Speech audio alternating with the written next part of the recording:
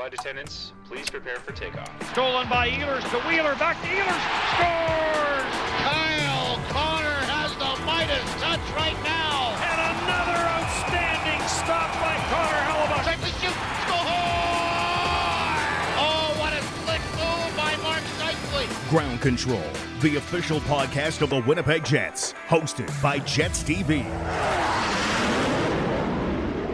Episode number 97 here on Ground Control, the official podcast of the Winnipeg Jets. Thanks so much for downloading. You're joined here with your host, Tyler Esquivel, 680 CJOB's Paul Edmonds, and Jets TV's Mitchell Clinton.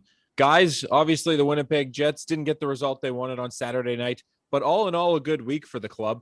Mitchell, what did you see from the Winnipeg Jets this past week? Yeah, I think there were a couple of games that the Jets and Paul Maurice would like, and there's a couple of games that they definitely didn't. The 4-0 shutout loss to Vancouver early in the week kind of put a stop to a 4-game win streak for the team, and also identified going into that game, there was, they had kind of gotten away offensively from some of the things that had given them some success in terms of being direct and getting pucks to the net. They were looking more seam play. But they got back to that against the Vancouver Canucks the very next night, winning 5-2. They had one tough period against Montreal on Thursday, but still got the win in overtime. And then, Saturday occurred, and as Connor Hellebuyck says, you kind of just take that one and throw it in the trash and you move on. So overall, a couple of games that the Jets, won't be happy with, but two that they are. The main thing for me is how they bounced back from the loss to Vancouver. 6-0-1 now when coming off a regulation loss, and obviously there's too much hockey on the schedule to let a loss kind of fester and let it become 2 and 3. So they're obviously going to need that bounce back ability coming up this week against Toronto. The Maple Leafs are also kind of scuffling a little bit. They've lost a couple of games in a row here. So it'd be interesting, especially on Monday when the two teams begin that 3-game set. Paul, Mitch touched on it just briefly there. What do you take from a loss against Montreal like that? Obviously, if you had said, okay, you're going to play Montreal 4 times and you're going to come away 3-1, I think you'd sign on the dotted line, 10 times out of 10. But obviously 7-1 isn't the way you want to end the series. What do you take from a loss like that, and how do you move on? Well, I think you look at the larger picture, and that is you've won 6 of your last 8. And maybe you were due for one of these. You played pretty consistent hockey through 24 games, with the exception of that, and maybe a game against Vancouver and Toronto in the first and only meeting so far between the Leafs and the Winnipeg Jets. So park it real quick, deal with it maybe today or tomorrow with some video, but don't dwell on it and move along. I think Paul Maurice hit the nail right on the head when he said the important part of that game is our next one. So it's how you handle the next game on Tuesday against the Toronto Maple Leafs that will really be the telltale of what, if at all, there's going to be some lingering effects from Saturday night in Montreal. But listen, Montreal is playing pretty good. They're buoyed by the fact that they've got a new coach. They're trying to play for him and impress him. They're trying to stay above the playoff line. And quite frankly, the Winnipeg Jets had beaten them 3 straight times and twice in overtime in the last 2. So they had something to prove. And the other part of this for the Winnipeg Jets as a team is, how you always talk about everybody had a piece of a win. Well, everybody had a piece of this loss. So it's not like you can point fingers at one department, one area. It was everybody. Everybody will shoulder some blame. They'll move on, get back to practice on Monday, and get ready for Toronto on Tuesday. Don't dwell on this. Absolutely. And Mitch, Tucker Poolman, sliding over to the defensive side here. He's had a tough season in terms of just being able to stay healthy and get in the lineup. Obviously, he deals with the COVID-19 virus after the first game, and he sits for 2 weeks, a little over 2 weeks actually, and then suffers an injury, and now he's back in the lineup. But just what have you seen from his game? And you look back to that play-in round against Calgary, he was one of the Winnipeg Jets' best players on the ice, and it looks like he's continued that in the time that he's been able to get back in the line. Yeah, I think, you go back to how he was playing in the bubble. I think you could even go further back and how he was playing leading up to the pause in the regular season. He had a couple of goals in the last 4 games. And I think part of that was he showed how willing he was to get up into the offense. And that's been something that I've noticed a lot. And I think part of it is just where I'm sitting this year in Bell MTS Place. It's in one of the end zones. It's behind the Jets net. And for some reason, that's given me a bit more of a different perspective on the game than maybe I would have had from the press box. Just seeing the amount of times that Tucker Poolman actually gets up in the play to help with the rush, whether it's, covering off that weak side, whatever he's doing, just to be able to give an option for whether it's forwards or another defenseman coming up the ice. And it's something that I think is really not necessarily missing, but I tend to notice it when he's not in the lineup because of that, because it's just something that he does. So coming back from the injury that forced him to leave the Canucks game in late February there, he's played 17 minutes, 20 minutes, 21 minutes in that pairing with Josh Morrissey. And we talked about Saturday's game. I mean, everybody certainly had a piece of it. He had a turnover that he definitely would want back. So something for him to build on as well. But he's been interesting to watch grow. And I think both he and Charlie Huddy think there's even more levels that his game can get to. It's like you said, Tyler, it's just a matter of him being able to stay healthy, be able to stay in the lineup, because he showed in the bubble that he's durable. He can take a lot of pain, if you will, and still stay on the ice. It's just been a bit of an unlucky season for him so far, but hopefully he's over that hump and will be a big part of the Jets blue line going forward here. Paul, we'll shift gears here to Mathieu Perreault. He's got goals in 3 straight games. Shout out to Mitchell Clinton here for calling him as his player to watch on Saturday, the lone Jet to score a goal in the 7-1 loss. So good on you there, Mitchell. But Paul, what has Mathieu Perreault been doing well this season that's allowed him to have the success and the consistency with Nate Thompson and Trevor Lewis, and then a brief stint up on that third line while the roster was doing some shuffling? Tyler, before I answer that question, I have a question for Mitchell, because he seems to be the Swami here, right? What do all 3 of Mathieu Perreault's goals have in common during this little streak? They've all been backhands. Yes, I was going to say, like, they were in tight. I know that, but yeah, it was all backhands. Good call. All backhands. So, but good on you, because Mathieu Perreault seems to be feeling it right now. And there's nothing that helps a guy from Quebec feel it a little bit better than going back to Montreal and playing against the Canadiens, right? Mm-hmm. But this is a guy, I think, that's just produced all throughout his career. He has twice scored 18 goals in the National Hockey League, once as a Winnipeg Jet, another time at 17. And then last year was a shortened season, and maybe the production has diminished a little bit, but he's at 6 goals, one shy of what he had last year at 7. And I think he'll surpass that, maybe closer toward 10 and 12 is what we can expect from him. He's 33 years old. He water bugs his way around. He's a plug and play guy. He's full of energy. They love him on the team. Paul Maurice likes him because you know what you're going to get. And I think that he's responsible defensively, and he complements that line with Nate Thompson and Trevor Lewis. And Paul Maurice has said he can put those guys out in any situation against any other line and feel confident that they're going to get the job done. He's not going to pull them off the ice.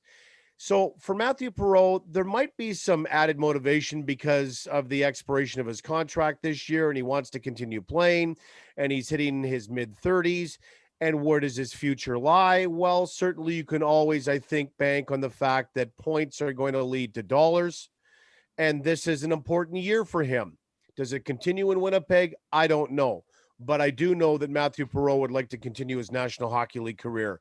And he's been a great fit for the Winnipeg Jets for the last number of years since they signed him as a free agent and then signed him again. So we'll see what happens. Let's enjoy what he's doing. And maybe on Tuesday night, it'll be 4 straight games for him with a goal, which I believe his career high is 5 in a row, which he's done with the Winnipeg Jets previously. But he's just playing real well, and he was the lone bright spot in the 7-1 loss to Montreal on Saturday. And I think Mathieu Perreault being on that line is a prime example of what can happen when you put a guy with a little bit of skill on that fourth line. You're going to start to see some production. And no disrespect to any of the fourth lines that we've seen here in Winnipeg in the last few years, but that just has not been there. And that's just de facto to, youth and just getting guys into the lineup. So good on Mathieu and Mitchell for calling it yesterday. Again, woo, bravo. I looked at John and I said, Mathieu Perreault, okay, sounds good, Mitchell. 3 games in a row, good, but amazing. Anyway, moving on to our guest, Kevin Sawyer. We know him well. He's the color commentator for TSN's broadcast for the Winnipeg Jets alongside Denis. We'll sit down with him and chat about a bunch of different things, including what he's been up to the past 12 months as the pandemic has run through the entire world. And we'll talk about a few other things as well. Enjoy. Hey, this is Mathieu Perreault, and you're listening to Ground Control, the official podcast of the Winnipeg Jets. Joined here on the Ground Control podcast with Kevin Sawyer from TSN. Kevin, thanks for joining me. And how are you doing today? Yeah, thanks for having me. I am doing well. It's been a different year. For everybody, needless to say, but for sure, finding different ways to stay busy. So here's the positive for me with Winnipeg is obviously we're not traveling with the team, which is a huge highlight of the job. Getting to see different cities and all the experience that come along with that.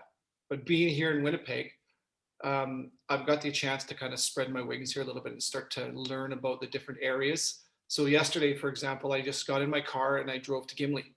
No, nice. Yeah, it was wow. I was expecting it to be nice, but it was phenomenal. I couldn't believe all the different fishing huts on the lake. So I just, a tourist, I just parked and walked out there and started talking to people, and I got the lowdown on the town. They told me where to go eat, and then it was amazing because I ended up in the Ship and Plow, if I remember it correctly. Fish and chips and a cold beer, and I ended up talking to some people who had recognized from the broadcast, talking about Denis, and fantastic little town. But more, I'm learning a lot about Winnipeg and getting to know a lot more people, a lot more areas. So that's the silver lining for me, is I've enjoyed that part of it. That's awesome. And you also used a pair of my old skates to go for some skating on the river trail. I heard you were a frequent guy out there. I had to use 7 pairs of socks to fit into them, man. I have really small feet for my height. But we were chatting before we went on here. Obviously, so thankful because I used them at least a dozen times. What an energy it is down there. The people. I remember the first time I went down there, I was emotional in a good way, where I was like, I haven't felt this kind of energy in so long. People still respectful about distance, but there's so many people around. Right. Man, I put on some kilometers. As a matter of fact, I have learned that if you go at the Forks all the way to the end of the Assiniboine, back to the end of the trail on Red River and back, that's 10.5 kilometers. That's a pretty good workout. Honestly, so exactly. That's why I did it so much. It was just another way to get some exercise and get out. So thank you for what were they? Are they Douse or Graphs? I think they're Graphs. I think they're Graphs. Yeah. Old pair of Graphs. Yeah, no problem. Obviously you talk about Winnipeg, but what did you get up to when the team wasn't playing and when we were during the pause? You live in Christina Lake, BC. Just what keeps you busy out there?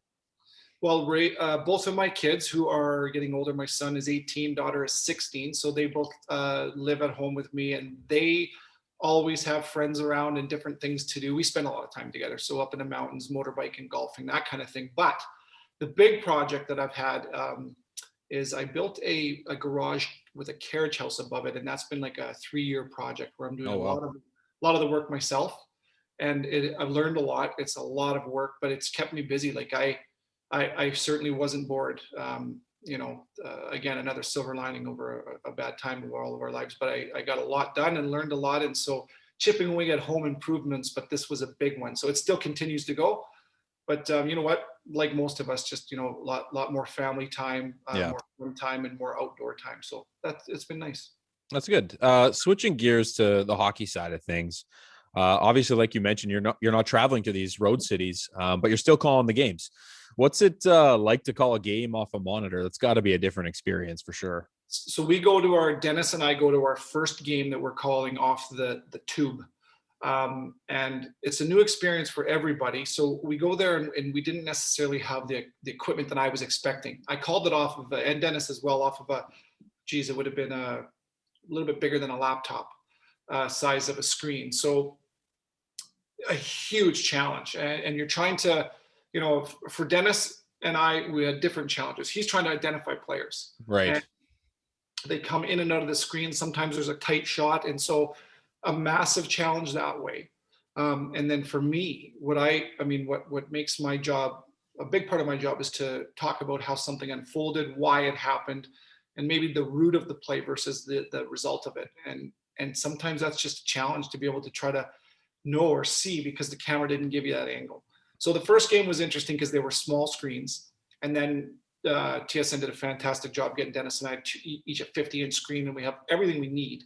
Perfect. But the other challenge is that when you're at home, and this is what, I didn't know about getting into the job, but you're in constant contact with the producer and the director and the EBS, the editor guy in the truck. And so in one ear you hear Denis, and the other ear you're having a conversation with multiple people downstairs. And what I'm doing is queuing up replays and different things that caught my eye. And when they're on the road, you don't have the control of the truck. The home team does. And so you're being fed down the line, the replay of what the analyst in that building sees. And so you got to be on your toes, and you have to be ready to react to something that wasn't necessarily that important to you, or you have to be ready to make that a part of your story. So you have to be ready to kind of work last minute. So it's a challenge in a lot of different ways. It makes you better, that is for sure. But I don't think anybody really in the broadcast world wants to continue this way. Let's just put it that way. But you do what you have to do to bring the game to the people. Yeah, I mean, you listed a bunch of reasons there as to why it is important for you guys to be in the actual building. But so if you're getting the home team feed, like sometimes you must just get, like, for example, on Thursday against Montreal, there probably were a bunch of Montreal highlights, and you're like, this does not necessarily cater to what our audience is wanting. So that's exactly right. So, but the good thing about that, and here's one of the things that you learn as you develop is, like if Montreal does something fantastic, well, you could talk about, hey, here's where the Jets would like to do something different here. And so if it's an attack play from Montreal, you can talk about how the defense for the Jets maybe needs to be tighter or was good, whatever. So you just look at it from a different perspective, but it's a challenge. There's just no question about that. Denis Bayak, obviously he's an absolute professional. How has he been to work with, even through this time, but just overall, you can't ask for a better person to learn from. You can't, and I think a lot of people really do understand how important Denis is to Winnipeg Jets hockey, but most wouldn't really understand how good of a person, and there's so many different things about Denis that you can appreciate and love. He's kind and treats everybody really well. He makes you feel important. And as far as me personally, I remember saying to him when I came into this job, I says, I'm going to be asking you a lot of questions. And when you get tired, you need to tell me to stop, because I'm not stopping. And the amount of times he told me to stop was zero. So he just had nothing but time. I mean, I'm talking about questions about broadcasting. When's too much? Is a good time to come in here? I don't want to step on your toes. To how do I get to the press box? I don't even know. First time in a lot of buildings. So he's been great that way. He's absolutely hilarious. This guy is funnier than most people know. It comes out on the air a little bit from time to time, but I mean, he knows he's not running a comedy hour. He's calling a hockey game, and he does it as good as anybody. But a hilarious dude. He's got so many different puns and one-liners that sometimes you'll continue on in your conversation and realize, got it. Like, yes, he's brilliant. He's one of those guys that I routinely have to Google things in order to understand the joke. And then you're like, oh, wow, that was brilliant. Yeah, just absolutely hilarious. Just little things. I brought him a coffee the other day to the game, and he goes, oh, put it on my account. And I says, I already did. He goes, on the account that I'm not paying. Just on and on and on. Yeah. He's got a lifetime book of those one-timers. So just an unbelievable mentor. And you know what stands out as well is we all make mistakes in life, no matter what we're doing in our professional life, in our personal life. Not telling you that you don't know, but when Denis makes a mistake, learning from how he deals with it is something that's really right now really standing out for me, where if you dwell on a negative, then it becomes a bigger negative. But if you move past it, learn from it, but don't dwell on it, half the time you don't even notice. So many different layers of Denis Bayak, and he hopefully makes you a better person, certainly makes me a better broadcaster, and it's a ton of fun. Whenever the day comes, and I hope it's quite a while, when Denis moves on, it's going to be a sad day. I'll miss him. Yeah, absolutely. We talk about Denis's way with words. Just from my experience watching you as a broadcaster, you are smooth, my man. Like, they're like some of the phrases that you drop, I'm like, where does he come up with this stuff? Like, you said an absolute rhinoceros with the puck, a pellet to the crossbar. Like, these are things that are just very active when you're listening as just a viewer. Just where does that come from? I feel like, if you just, from an outsider's perspective, you played in the NHL, you're a rough and tough guy. Like, to me, words shouldn't be your forte, but they are. You're brilliant with that. So where does that come from, and how have you learned to do that sort of stuff on the fly? That's a great compliment. I think that's what every broadcaster hopes to get to, or a variation of that. You know, when I first started, Ty, I used to write things down and I used to script things, and it was not the right thing to do, because you become programmed, and it just doesn't come at the right time. You end up forcing things into a broadcast, and you can tell it's quite evident that you're trying to be colorful. Right. So that's something I learned a long time before I got to the National Hockey League level. I guess the best way to explain it is, and here's just one example. I was on TikTok. I got to be on TikTok. Okay. On TikTok. Okay. Full disclosure. I have a TikTok. Are you 16? When I'm on TikTok, I am. But I'll see something on there that makes me laugh. And one of them was a rhinoceros running around up to a car. And when I see those types of things, I just kind of lightly place them in the back of my mind, hoping that they'll come to my frontal lobe at the right time. Sure. And then if you just let the game come to you, and a big powerful man is charging up the ice, somehow that just enters your mind. And sometimes even for myself, it's like, I can't believe that just came, and I know where it came from. It came in a flash. So I think the more comfortable you get too, then all of your experiences in life, people don't know it, but you'll be walking down the street or having a conversation with somebody and something stands out for you. You just say to yourself, I'm going to remember that and hope it comes back. And a lot of the times it seems to be coming back more and more. So yeah, thanks for the compliment, because to me, that is a sign of being a little bit more calm and relaxed in your.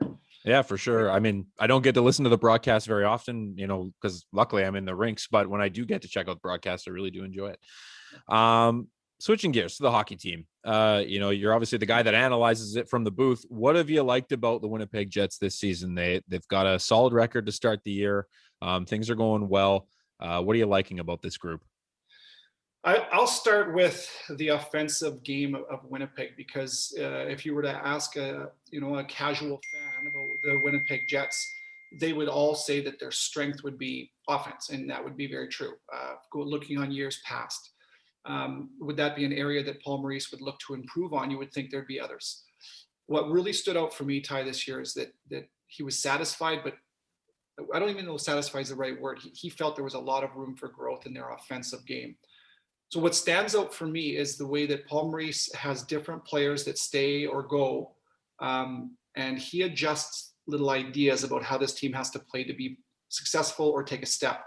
So the specific offensive game, this is a team that can make seam plays, fancy plays, and a lot of the times they'll be a puck possession team and they'll hold the puck. They're not a high volume shot team, and if you look at those stats, they get outshot a lot, history speak in the past. But it's for a reason. It's because they like to hold the puck, slow the game down, find the seam, and score. They've changed that mentality this year, where we hear a lot, especially lately, about that direct game. And what really impresses me is the fact that it takes so much confidence to have a direct game and shoot the puck and have traffic net front. And I think the easiest thing in the world to do would just be walking into a room as a coach and say, go to the net, shoot the puck. Well, everybody wants to do that. Cool. Yeah, great. Yeah. Let's do that. Yeah. There's more to it, and there's a time to do that, but there's also a time to make a play, to have the intelligence and to be a good enough coach to be able to portray that message to your group and for them to understand when to do what is. It blows my mind in some ways, because the first game, 2 games ago against Montreal here in Winnipeg, they didn't shoot the puck near enough the game prior, going back 3 games. And I thought, we're just going to see them get to the blue line and shoot it. The first 3 plays to the net were seam plays. But what was different is they were fast, and they put themselves in a position to have the option to do both, pass or shoot. And that's when, as a defensive team, you're looking going, oh no, we're in trouble. So that offensive part of their game and the adjustment that Paul Maurice has made, because we're seeing a lot more pucks to the net with traffic, but they haven't abandoned the idea that really, to me, makes them who they are. And that's those seam plays and those skill plays that you just see a tap in back door because they can move the puck. So that, and then the defensive game as well, where they've been much more patient, where they're a pressure team and they're smaller. So what they do is they want to take time and space away because they know they can't outpower other teams. Or in the past, they didn't feel they could. I think they've made an adjustment this year. On the penalty kill, it really stands out. But 5-on-5 as well, where they understand when to attack, when to kill a play, or when to be patient and block shots. And that's a different mentality than we've seen in the past. So to be able to adopt both of those mindsets, because those are big parts of the game. Obviously we're talking offensive and defensive here, and they've changed their mindset in both, and they've been successful. We're going to flush the last game that they had where they lost 7-1, and every team has those games. But Paul Maurice is a genius. He's a great man to talk to, and when you talk to him, you feel like you've learned a lot. And he impresses me because he can assess who he has, his personnel, and then tailor a plan for that group, and they execute it. So it's impressive. You're someone that deals with Paul Maurice on a regular basis before every game that you call. He's one of the longest tenured coaches in the NHL, and you can tell why he still is behind the bench for the Winnipeg Jets. But how have you seen his message change, and how does that stay fresh with the group? You're a guy that played in the NHL. You had many different coaches, but what does that consistency do for a group? I think there's some people that would probably go like, how does it stay fresh? But it does, and it clearly is. So why is he able to keep that message so fresh? Well, first, I think the easy answer and the most obvious answer and the most important thing is that there is no doubt that he cares about the Winnipeg Jets. He cares about the players. And when you say care, that doesn't mean coddle. It means that he cares enough to give them the truth. And then for me, a coach that lasts this long is someone that can adapt. And I think that that's an easy slam dunk. But for him to be, and these are his words, and this is just one of the many examples of what makes him great. You ask him a question like that, and he's going to give you a really good answer. And it's for him, the answer is he needs to be specific. You can't be generalizing in today's game. You have to be specific with every player. When you need something from them or want something from them, it can't be, we need you to work harder. We need you to get to the puck first. It's specifically, here's why you didn't get to the puck first. Here's what we think you need to do so that you can. And that's just one of many examples that I'm sure we don't know, but he's a specific, tailor-made coach for every individual. And then, like I said earlier, he can look at all of his individuals and then make a plan for that group as a collective group. So he's relevant, he's accurate, he's intelligent. And the fact that he can stay specific. And when he said that, a light went on for me, Ty, because when we speak to him on every game day, and it's the best part of my day. Right. And I think that Denis would agree with me. You ask him those questions and he's telling you, and somebody who spent my entire life in the game of hockey, very rarely do I walk out of that room or off that Zoom meeting without learning something that I didn't know. It's quite amazing. He's a mind, that's for sure. Yeah. One of the big differences on this year's team versus last year's team and years before is just the veteran presence that's been added to that forward group. And I'm talking, obviously, Paul Stastny is the big name in there, but you also have Trevor Lewis and Nate Thompson. What do those two guys bring? Obviously on the ice, they've got Mathieu Perreault on that line, and he's got a bit of an offensive flair. Obviously, we've talked about it. He's got 3 goals in 3 games here, and he's been able to contribute offensively. But what do those other two guys do for a hockey team on and off the ice? Yeah, great. This is a great question because you cannot win important games in important times of the year. You can't go deep into the playoffs without veteran calming presence like that. So before I answer that question, I'll just tell you, when I was in Anaheim in my second full season, it was Mike Babcock's first season as a head coach. And at the trade deadline, we brought in Steve Thomas, Stumpy, and we didn't give up anybody for him out of our locker room. At the time, he wasn't having a great year numbers wise, but he was a guy that had been there, done that. And it proved to be all we needed. He calmed the room.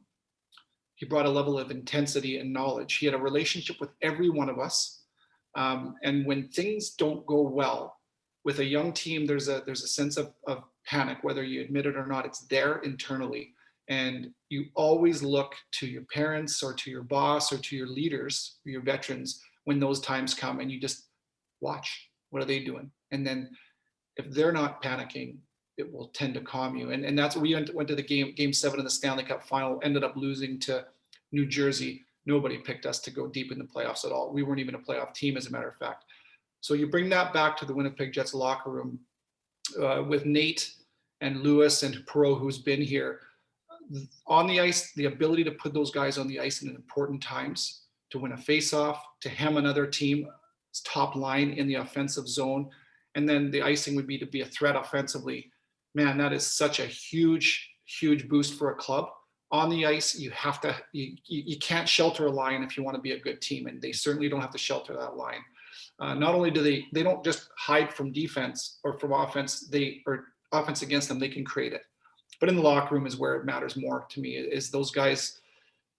I know that Nate Thompson is a funny man, and he can be a distraction in the room in a good way, but also, for everything that you hear, and I wouldn't be surprised one bit that if when times are tough, the little things he does or maybe doesn't do would affect the group more. You can't win without them. And they're so important. You call them the fourth line guys, but in some ways of the game, they're the first line guys. So it's a great move by Kevin Cheveldayoff. He's always done that in my mind, bringing guys in, depth guys. And these guys fit the bill on and off the ice for me. Every Jets fan knows team did not have the game they wanted on Saturday night in Montreal, but you played a long time in the professional ranks. Do you ever recall a time where you guys, got, for lack of a better term, waxed 7-1 and just what that was like to deal with?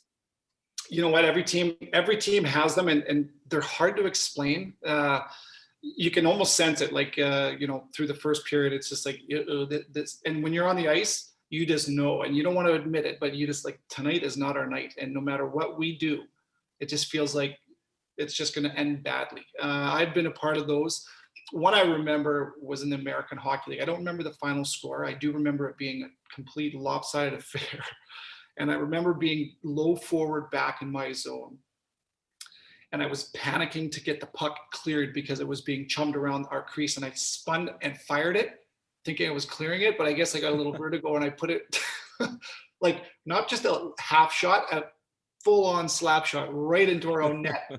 So hard that my goalie kind of guys were almost like chuckling. It was just that far gone. And so now I'm embarrassed. I'm frustrated. The team's embarrassed and frustrated because of the night. And we just eventually you flush it. So our coach didn't say a word to us after the game. I remember the next day video. Can you guess the first clip that would have been on that one? Yes. And everybody laughs, and you almost just have to have that attack at it. Like, I mean, you want to try to break that game down, you're learning nothing other than the fact that, hey, make sure that we have enough pride here to make sure we come back and we're extra sharp next game, laugh a little bit about it. And then you literally, that's a flusher for sure. Kevin, thanks so much for the time, man. I really appreciate it. And hopefully you can get inside the bubble and we don't have bubbles anymore and we can all hang out and go for beers and have a good time. So I miss hanging out with you, man. Likewise, man. I cannot wait for those days to get back to normal. It's we have our own little team, don't we? Outside of the Absolutely. Team. It's something that we all miss for sure. So thanks for having me. Shop where the players shop. Jets Gear and TrueNorthShop.com are your authentic team stores. Make sure to stock up on all your favorite Winnipeg Jets and Manitoba Moose merchandise today.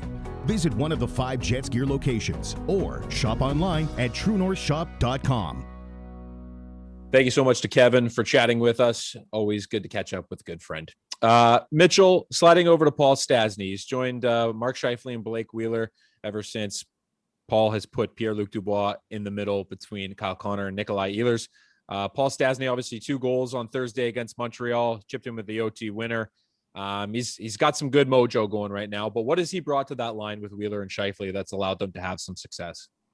Yeah, it's been about 3.5 games on the wing for Stastny. It looks like he's been there for years, essentially. I mean, you hear Wheeler and Scheifele talk about him. The first thing that comes out is, just how smart Stastny is, and he can seemingly play any game that's required from him. You have 2 centers on that line with he and Scheifele, and Stastny can take faceoffs, which has been helpful when it comes to strong side of the ice. And he and Scheifele can switch defensive assignments as well. I mean, based on whoever the first forward back is, Stastny can drop down low and Scheifele can handle winger responsibilities and vice versa. So as much as that speaks to Stastny's versatility, I don't think you also can't argue just how their play has been as a line. I mean, they're on the positive side of your shot attempt differential, if that's a stat that you look at about 55%. And in terms of scoring chances for and against, I mean, they're generating almost twice as many as they're giving up. So that's a big deal, especially when you consider how talented those 3 are. They can cash in on chances. And Tyler, you mentioned the success that Stastny had against the Montreal Canadiens. I mean, you look at that second goal, Stastny gets some space and boom, back of the net.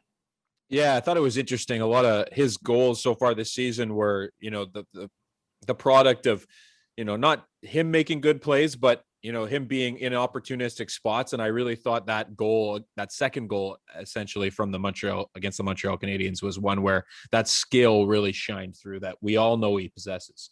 Paul, we have a big week coming up for the Winnipeg Jets. As we record this podcast on Sunday afternoon, the Winnipeg Jets sit in second. The Toronto Maple Leafs sit in first. The Jets came off a 7-1 loss on Saturday. The Leafs have lost 2 in a row to Vancouver. This is a big week. What are you looking for this week? Well, I think from the standpoint that if you're looking to finish first, and this is an opportunity to seize that opportunity with a couple of games in hand on Toronto, and you're only back by a few points, you're probably searching for something that you don't need to right now, because the Winnipeg Jets are 7 points back, 2 games in hand. They can get a little closer to Toronto. I understand that, but it's really about finding their game from the loss on Saturday against Montreal and raising to the level of the Toronto Maple Leafs, who are going to be very good and a little bit ticked off coming home after 2 straight losses to Vancouver. Previously to that, sweeping Edmonton in Edmonton. So there's a little bit of gray area on what to expect, other than I think both these teams are going to try to get off the schneid against each other, and this should be a good one. The Winnipeg Jets should have a bit of a bee in their bonnet because they go back to that 3-1 loss in January in Toronto. They didn't like their game at all. They didn't acquit themselves very well. And I think that coming off this loss just couples that urgency for them to get back to the way they want to play. So that will be interesting. Same with Toronto off those losses that we both mentioned coming on the coast. And let's see what happens between the 2 top teams in the Scotia NHL's North Division. It should be good. It's one of 3 3-game series for the Winnipeg Jets this year. A couple times against Toronto and then against Calgary. This is one of them against the Maple Leafs. But you can't try to win this series by winning only on Tuesday night. You can help your chances of winning this series by winning on Tuesday night, because then it's just a matter of winning one more and then you get out with 2 of 3. Or if you're fortunate enough to win both, then you can maybe try to sweep. I don't think that's where the focus lies. It's getting back to your game on Tuesday, but they will be challenged, and it will be a different type of game. I don't expect it to be very physical. I do think that it's going to go up and down the ice, and the goaltenders are going to be challenged with high danger chances from both teams, because both teams have a lot of skill and can skate. So from that standpoint, I think it's going to be entertaining and it's going to be engaging, but I don't think that you can put too much ahead of what you're trying to prove in this series when it comes to the standings. Leave that right out and worry about what you need to do to get back to your game after a loss. If you're the Winnipeg Jets from Saturday, from the Leafs perspective, get back to the way you want to play after a couple of losses in Lotus Land. Speaking of entertaining and engaging, Paul, you and Jamie Thomas, our listeners know him well, have started a new podcast. Tell us a little bit about Flyby. Well, we decided that we wanted to do something on game days, and it's not going to be very long. It'll be 5, 6, 7 minutes on game days, and it will kind of include the information of the day, the news of the day. And that will include starting goaltenders, records, slides, streaks, and then lineup changes, and then maybe sprinkle in maybe a quote or 2 from Paul Maurice or a player on what they have to say about that game, but just generally kind of getting you set up as a listener or a viewer for what to expect for that game, home or road, for the Winnipeg Jets in the remaining games that they have on the regular season schedule. So kind of fun, kind of an opportunity for us to be opinionated to some degree on what we expect, kind of like this podcast, but also to provide some information leading up to the game that night, wherever it is, from Jamie and I's perspective, and really get you kind of accustomed and engaged to what's going on with the team, with the latest news and lineup changes and everything else that's around the team. You can listen to Flyby right here on SoundCloud, if that's where you're listening to this, but also in the coming weeks and days, it'll be available on Apple Podcasts, Google, and anywhere else you get your podcast. So just stay patient for that. Anyway, gentlemen, thank you so much for taking some time on a Sunday. A big week ahead, should be exciting. Mitch, Paul, and myself, thank you so much for listening. Bye.